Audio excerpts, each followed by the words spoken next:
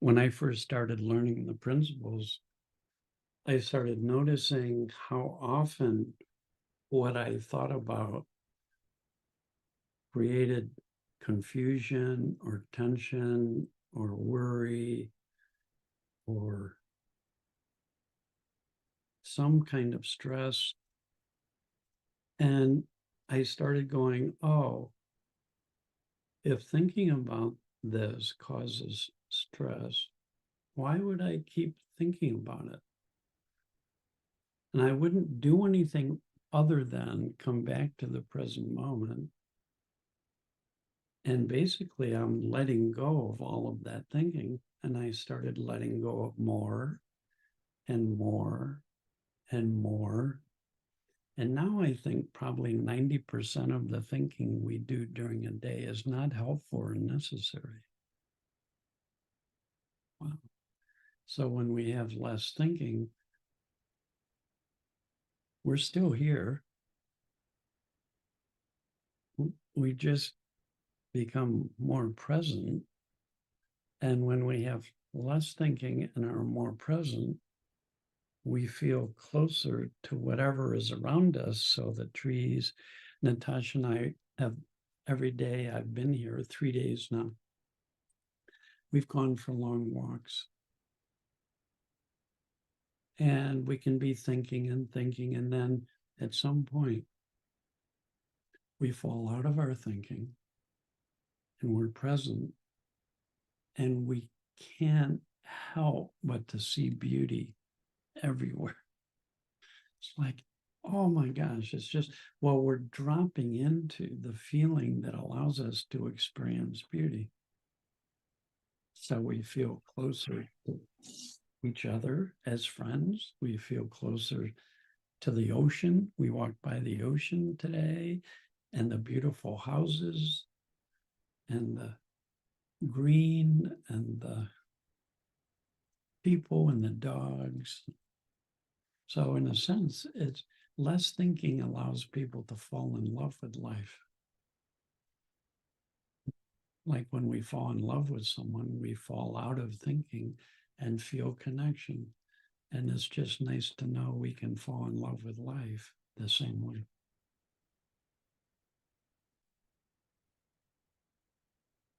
Which brings me to the next page, which has the title of love. Mm-hmm. And one of the things that we say in this chapter, which is also highlighted, is generosity of spirit is love. Like I just mentioned before, the ocean of compassion wants to rise. Or when we give, when we are of service, that is love. It is giving without judgment. It's giving without expecting anything back. And it comes naturally from within us when we have less on our mind. When I don't think so much about me and what are they thinking now and how will I do and will they like me, when that falls away, from within comes just this, how can I help? How can I support you? How can I be of service? What do you need? And it's really beautiful. And that's, to us, the essence of love. And it's who we are. It's who we are. It's who every one of us is. When we get out of this intellect, this ego that's constantly babbling, it really, when we fall out of that, it's built into us, to the very fabric of our being, of being loving, caring, compassionate. How can I help? What do you need? So that love is not really an act of doing something. It's just an act of being me, or being our essence. And that's really beautiful to see. You see it in children, you see it in adults, you see it in poor people, rich people, you see it all around the world. It's universal that when we fall out of our thinking, this generosity of spirit just naturally comes out in us.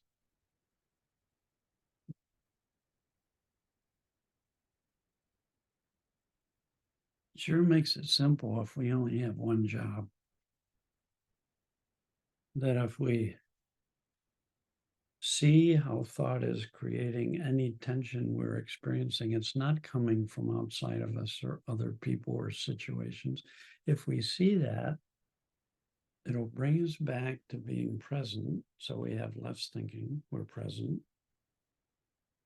Takes no effort to be present. There's no trying, no doing. Can't do being present. You just are present. And when people are present, all that thinking quiets down naturally. And then you start tapping into deeper feeling of well-being, deeper feeling. And then when you drop into that feeling, if you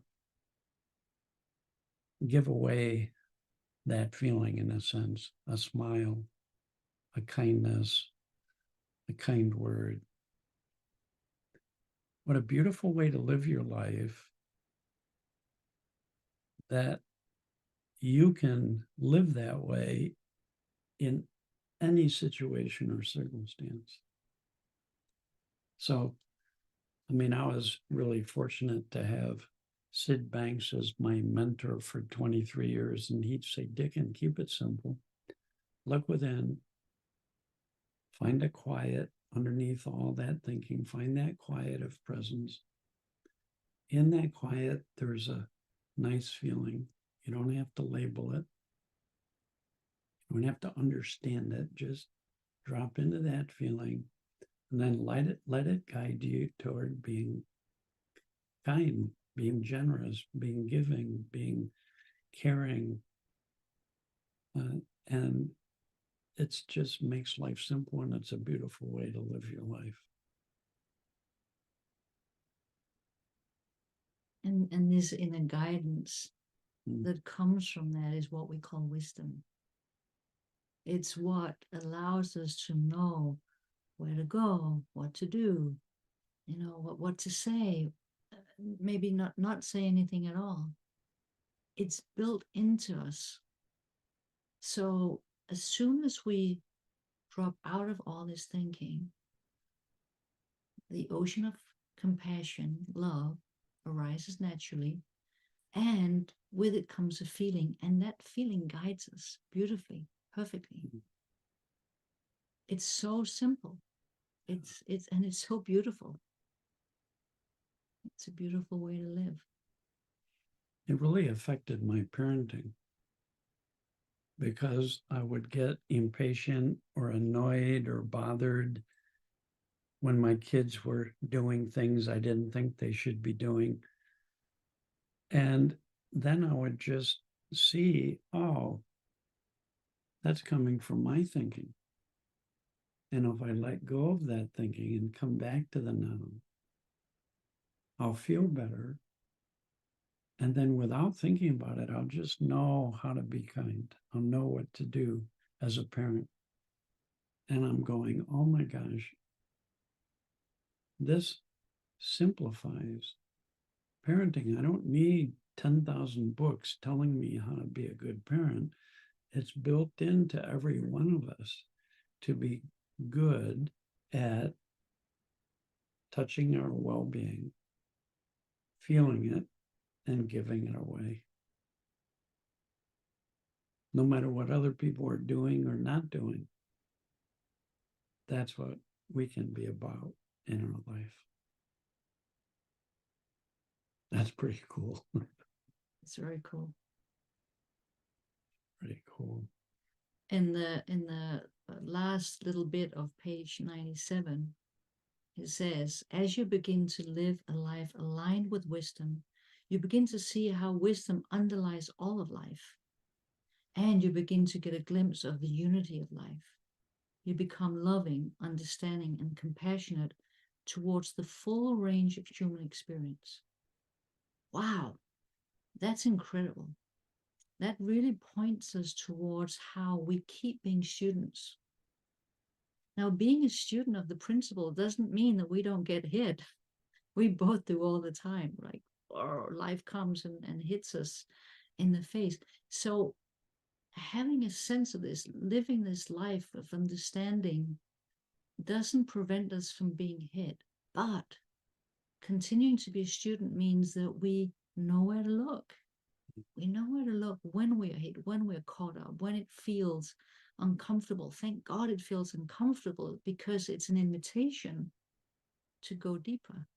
Instead of blaming someone for what I'm feeling, going, wow, I'm really caught up right now. It's really uncomfortable. Where does it come from? Does it come from there? No. Have you ever seen a feeling go from one person to the other? It sure feels that way sometimes.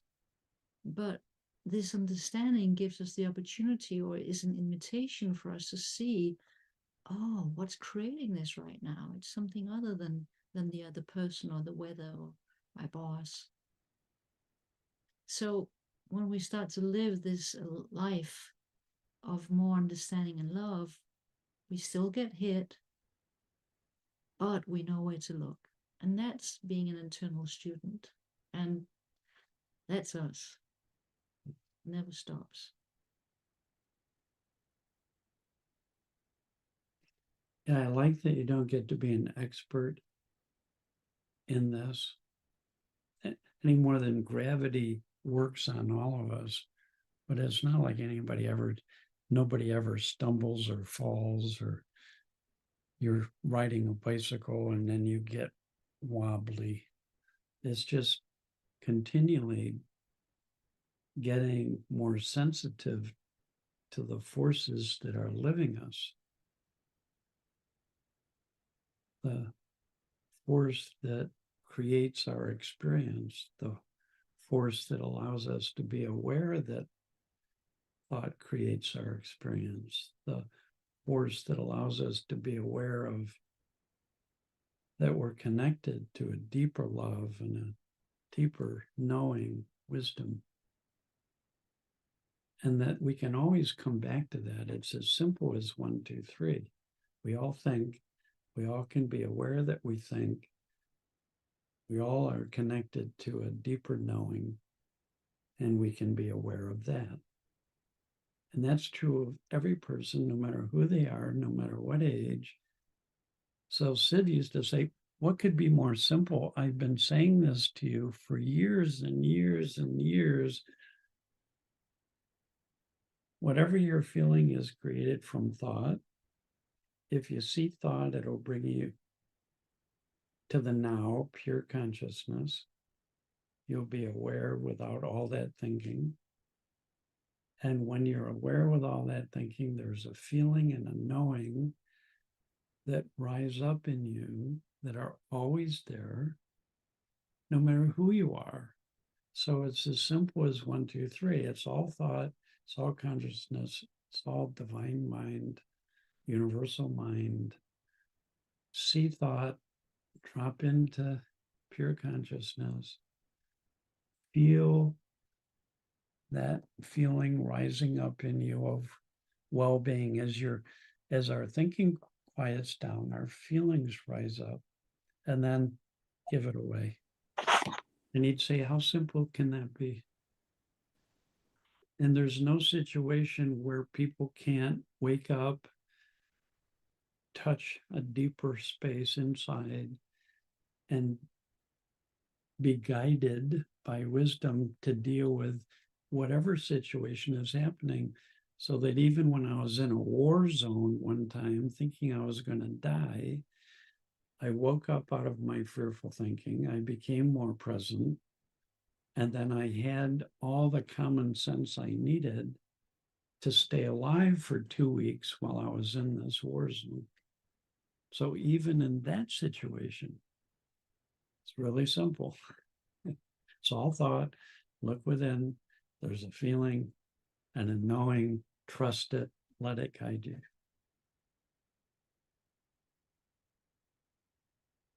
One of the things that keeps just blowing me away is that this is true for every single human being.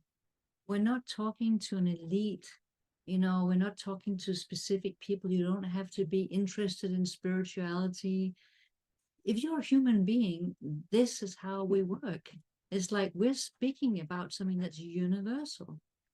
That's why Sid also called it universal principles. It's because there's no exceptions.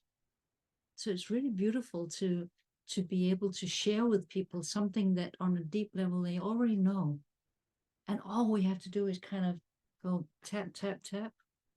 This is how it works. Remind you. I just want to read the last bit of the part 6, just because it just sort of allows this to come together. It says, trusting wisdom allows for surrender of any thought that limits your love and understanding. There comes a freedom as you stop running from suffering and understand the nature of any experience. You are at ease with who you are and what you are. You naturally experience compassion for the pain and suffering in yourself and other people. Wisdom helps you respond to this suffering in a way that's helpful. So it's, you start to realize that there is this love and wisdom that guides us always, that we're connected to it and we can't be disconnected from it. We can forget it, we can fall asleep, it can feel like we're far, far away from it. I know I feel that way sometimes. So again, it's not about that we don't get caught up, but one of the things I could say that's true for both of us is we've come to a place in our lives where we trust and we know where to look, and that helps us. We still go up and down all the time, but we know where to look when we do. So we're not frightened of experience. We don't have to push it away and go, I don't want this experience. I only want to have this experience. It would be like going into or having the weather say, I only like it when it's sunny, you know, but not too sunny. Like, I don't like rain or I don't like thunder. It's like, bring it on. It's okay. It's such a relief. There's such a freedom in not being frightened of any experience that we're having.